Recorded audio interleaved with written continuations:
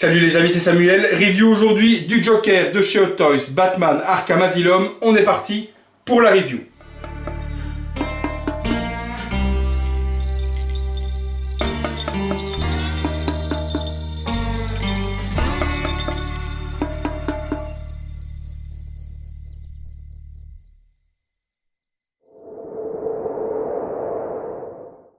Batman Arkham Asylum, premier jeu vraiment Batman qui était vraiment un truc de folie sur Xbox et PlayStation 3, si je dis pas de conneries à l'époque. C'était vraiment le jeu de folie. Donc la représentation du Joker est celle de ce jeu-là, c'est pas celle ni de City, ni de Origins, ni de Arkham Knight, donc c'est le tout premier jeu. C'est cette version qui est représentée donc par Hot Toys sur cette figurine.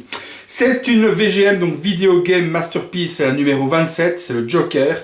Niveau visuel, il est juste magnifique, il n'y a rien à dire. Donc un côté violet avec tous les ricanements, côté vert avec le gaz, justement le gaz toxique du Joker.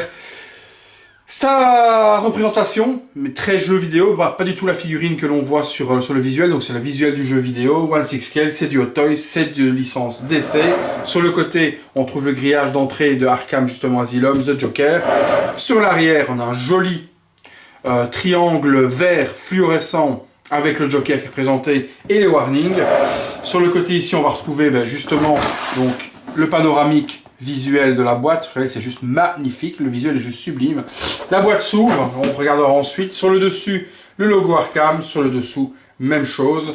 Et puis donc, à l'intérieur, on va avoir les crédits de réalisation qu'on va retrouver ici avec le visuel complet de l'entrée d'Arkham Asylum. On voit en fondu qu'on a vraiment l'entrée avec le grillage où il est marqué Arkham Asylum en question, donc c'est vraiment une superbe boîte. À l'intérieur, on voit la figurine justement qui est là. Et c'est ce qu'on va découvrir tout de suite avec le contenu.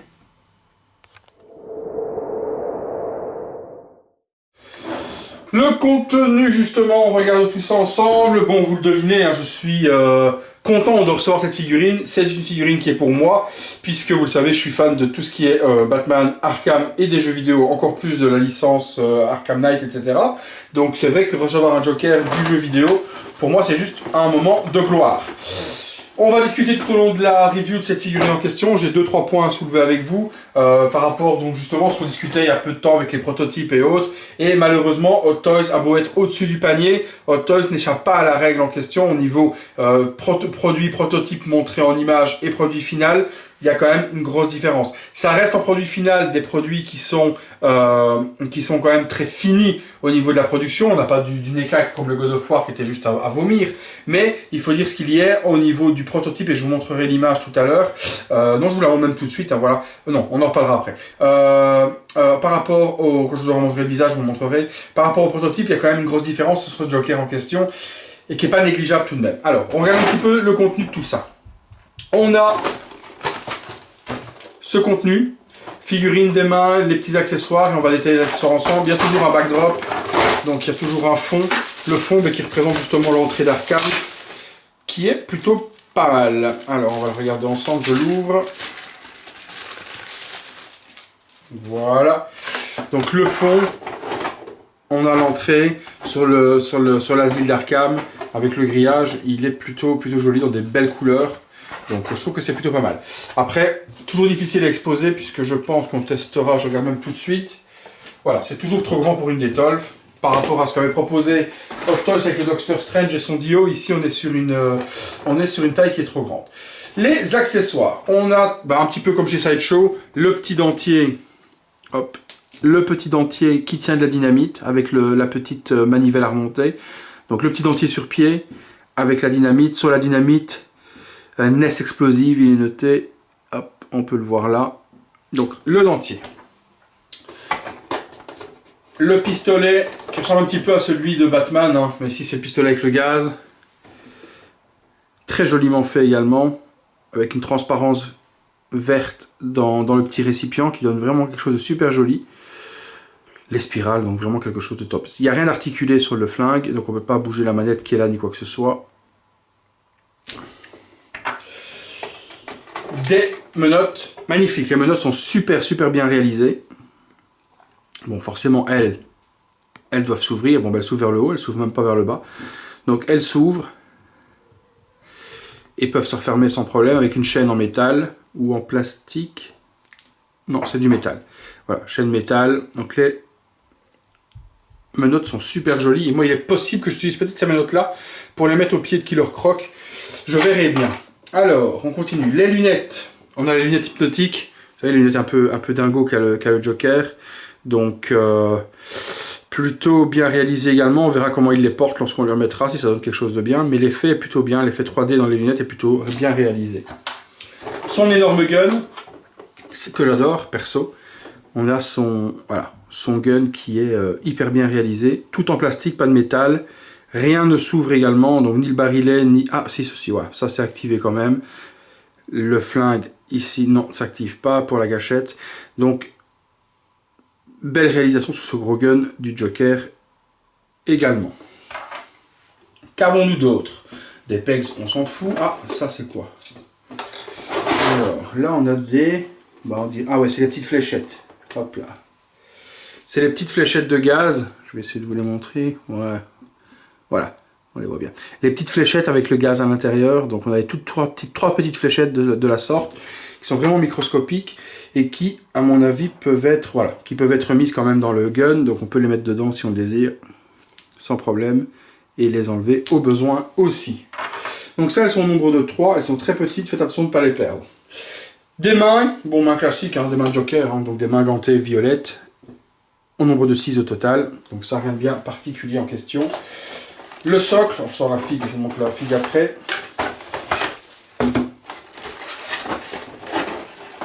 Hop.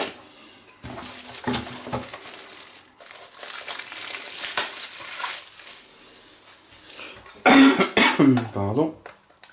Bon, je vous montre avant le visuel. Voilà, visuel. On a l'asile d'Arkham, Arkham Asylum, le Joker en contrefond.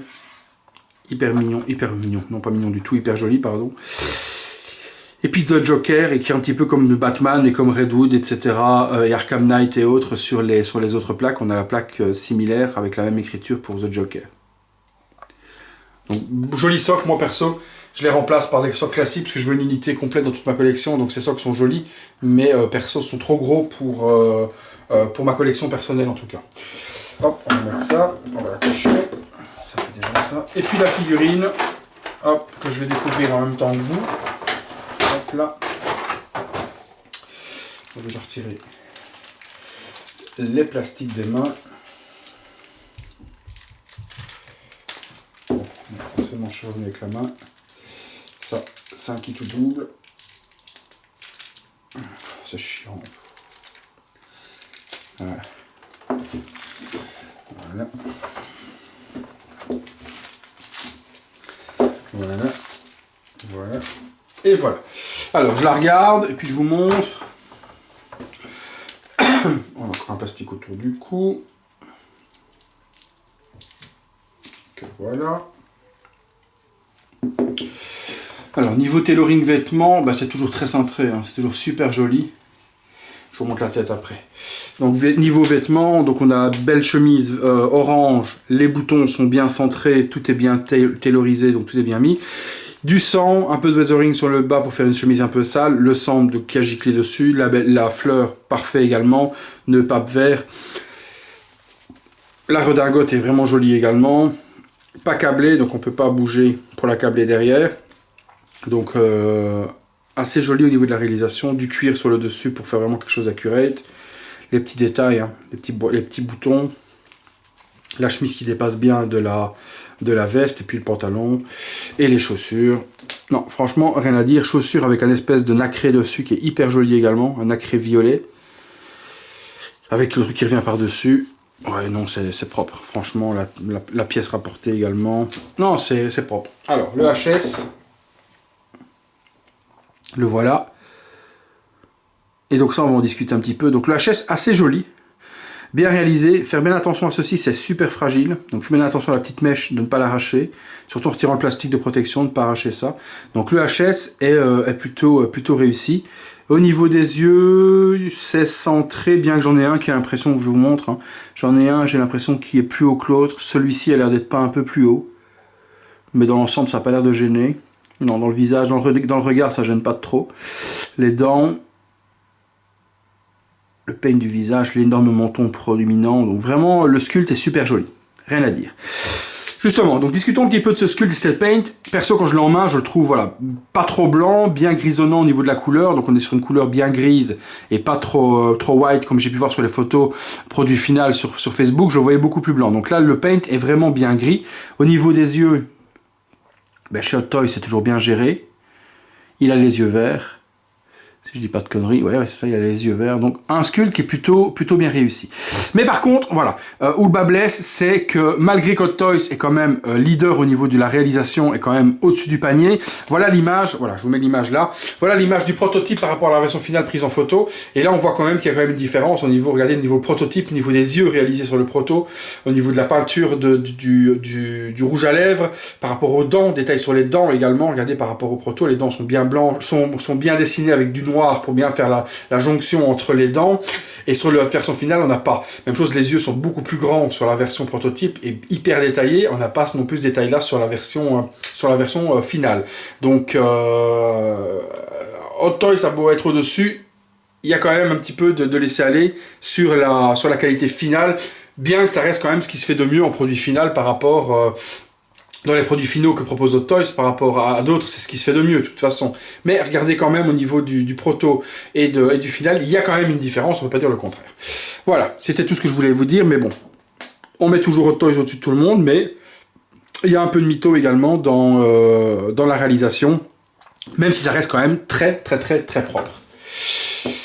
Le corps est un corps qui est hyper slim, donc vraiment pour avoir la carrure du Joker, on a vraiment un corps qui est hyper fin, donc ça nickel aussi. Au niveau des articulations, on peut vraiment plier comme on veut, hein. Vous voyez qu'on peut vraiment plier les bras l'un contre l'autre, donc là c'est plutôt rare sur certains body. Donc là on peut vraiment donner les poses qu'on veut, on peut aller lui mettre la main derrière la tête si on a envie. Il faudra juste voir ce que la veste permet de faire. Alors justement, voyons voir la veste. Donc la veste, ouais, elle est, voilà, pas facile à manier. On ne lève pas les bras comme on veut, on ne peut pas lever complètement. Vous voyez, je bloque là, donc on ne peut pas lever le bras vers le haut, j'y arrive pas. La veste m'empêche de le faire. Ouais. Donc on pourra donner des poses un petit peu clownesques, hein, ça sans problème. Mais par contre, au niveau, par exemple, mettre la main derrière la tête, j'y arriverai pas. Lui mettre la main derrière la tête, lui donner une pose, les deux mains derrière la tête, je peux pas donner. Genre je me rends avec les mains derrière la tête devant Batman, vous pourrez pas le faire. Mais on peut lui donner quand même des poses un peu folles. Les jambes, pas de problème, on peut les plier complètement, même mettre le talon aux fesses, donc pas de problème à ce niveau-là, le body des jambes est bien articulé. Après le détail, voilà, le détail, regardez le détail, même jusqu'à la boucle de ceinture. On a la tête du Joker sur la boucle de ceinture, donc la petite chaînette. Là, les vêtements sont vraiment top. Hein. À ce niveau-là, il n'y a rien à dire. Bah écoutez, on a un petit peu fait le tour des accessoires et le tour de la figurine. Bah, je vais vous placer ça, et puis on discute un petit peu. A tout de suite. Voilà, petite pause sympa, jambes croisées comme ça, main dans la poche, avec son gun en train de se gratter le crâne. Je trouve que c'est quelque chose qui est plutôt charismatique et plutôt donc ressemblant aux poses que peut prendre le Joker ou autre. Donc je trouve que la pose est plutôt géniale, et je pense même l'exposer comme ça dans ma vitrine parce que je trouve que j'ai trouvé une pose qui est plutôt pas mal. Que dire de beau? Donc perso, moi je suis hyper fan du Joker, comme de Batman, comme de tous les personnages et tous les vilains, ou les rogues comme on les appelle, de la licence, donc de l'univers de Batman en question. Ce Joker Arkham Asylum est magnifique, il n'y a pas à dire, au niveau du tailoring, au niveau de la tête, au niveau de la réalisation, c'est quelque chose qui est superbe. Par contre, moi je suis ultra fan maintenant du visuel de la tête de la version Arkham Knight. Donc Arkham Knight, je trouve qu'il a une tête qui est beaucoup plus badass encore que cette version Asylum. Donc j'ai hâte de recevoir la statue Prime One l'année prochaine de ce Joker en question Arkham Knight sur son clocher, parce que ça va être une tuerie monumentale. Maintenant, elle n'existe pas chez Hot Toys, elle n'existe chez aucun fabricant pour le moment, la version Arkham Knight. Peut-être que Hot Toys la sortira, sait-on jamais, hein, sortie des fagots, sortie de n'importe où, que Hot Toys se dise tiens, je vais surfer sur la vague de Prime One Studio et je vais continuer les personnages de Arkham. À mon grand désespoir, puisque vu la collection que j'ai en custom, ça m'aurait fait chier de faire tout ça pour qu'elle sorte en officiel. Mais bon, tant mieux pour ceux qui n'ont pas de custom et qui aiment cette licence en question. Mais autant dire que voilà, aujourd'hui on a un Arkham Asylum, on a un Batman Arkham City, on a un Batman Arkham Knight, on a Arkham Knight, on a pas mal de personnages de la licence, je doute que Toys s'arrête là, mais bon, ils nous ont déjà surpris à commencer des licences et à pas finir du tout ce qu'ils avaient commencé. Mais perso, ce Joker est indispensable dans une collection de fans de Batman, il est juste magnifique, il n'y a rien à côté, tout est super bien géré, les vêtements, les accessoires, le HS, on a quelque chose de top. Je vais m'arrêter là parce que ça ressemble vraiment à une conclusion et c'est pas la conclusion que je veux faire pour le moment. Je veux juste vous expliquer un petit peu mon ressenti sur la figurine. Je suis ultra heureux de l'avoir, mais j'aurais préféré une version Arkham Knight quand même, mais elle complète. Perso, moi j'avais le custom, je sais pas si vous vous souvenez, j'avais un custom qui est voilà. Voilà, j'avais un custom que j'avais fait, qui aujourd'hui, par rapport à Hot Toys, ne ressemble à rien. Moi j'avais fait des vêtements salis, etc. Les vêtements étaient pareils, hein, mais bon, moi je les avais fait dégueulasses. C'était une version un petit peu différente, custom de ce qui existait du Joker aujourd'hui. Maintenant, la version Hot Toys la surpasse sans problème et largement. On va passer au visuel de ce petit Joker en question, et puis on passera à la conclusion comme d'habitude.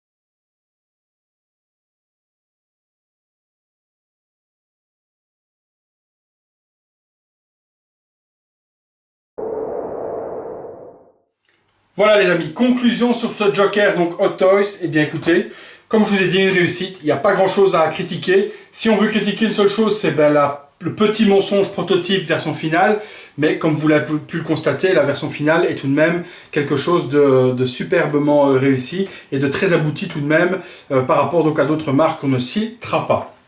C'est pour moi un 9,5 sur 10, juste pour ce petit mensonge en question, parce que c'est vraiment une très belle figurine, bien articulée, on peut lui donner des poses de fou. Là, je l'ai assis dans un fauteuil cuir, les mains croisées, je trouve que ça donne quelque chose de charismatique également. Il suffit de mettre Harley derrière qui lui pose la main sur l'épaule et ça fera un diorama de malade mental également.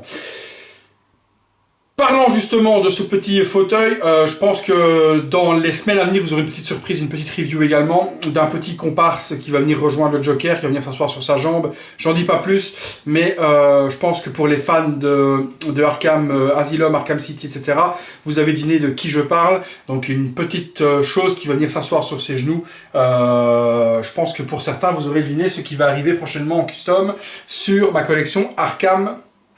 Batman Arkham, pardon.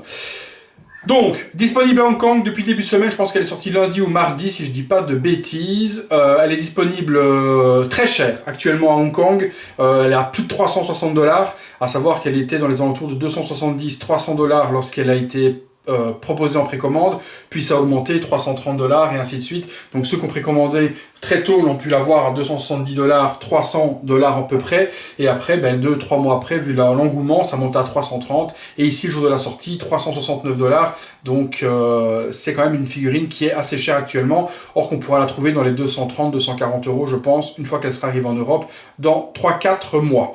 C'est à peu près tout pour cette review les amis, j'ai d'autres reviews à vous montrer aujourd'hui, je vous avais dit qu'il y aurait les Enter Bay, Jordan, Rodman, Pippen, donc ça je vais m'y atteler, je vais vous les faire également. Je pense que vous aurez un bon dimanche de review, en tout cas aujourd'hui. Pour ceux qui ne suivraient pas la suite, je vous souhaite un bon week-end et à bientôt pour une prochaine vidéo.